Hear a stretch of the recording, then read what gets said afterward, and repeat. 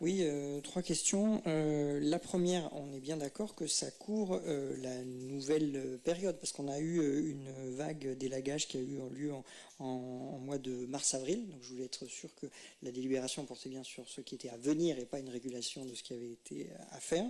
Ça, c'est la première question. Deuxième question sur les arbres morts, notamment du côté de Carnon, probablement liés au boudin qui avait été percé suite au retraitement des boues. Est-ce que ces arbres du coup vont être arrachés et remplacés? Et troisième et dernière question, on parle d'abattage. Est-ce que vous pouvez vous préciser quels arbres vous souhaitez abattre sur Mouillot? François. Bonjour à tous. Non, les élagages qui ont eu lieu sur les boulevards, entre autres, c'est ce dont vous parliez, non, ça fait partie d'une CFM qui est une autre procédure qui était vraiment ciblée que sur ça.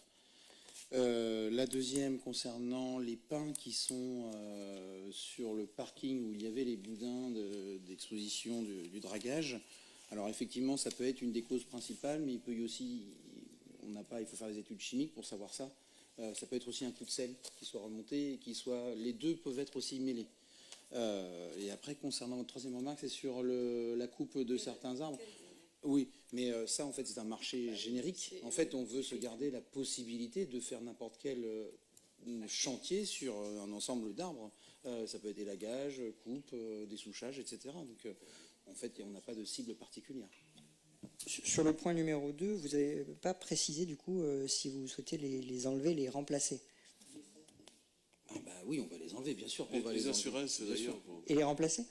Oui. Ah oui. Bon, normalement, oui. Après, c'est pas. C'est pris en charge par les assurances. Oui. Super.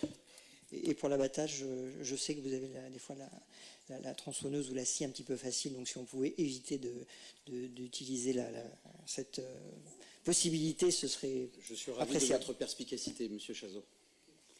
Allez, on passe au vote. Juste un point Oui. sur cette remarque.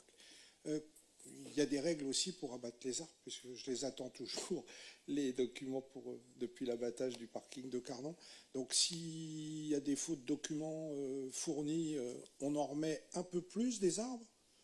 Ça sera une autre manière de répondre aux questions des élus restés sans voix aujourd'hui.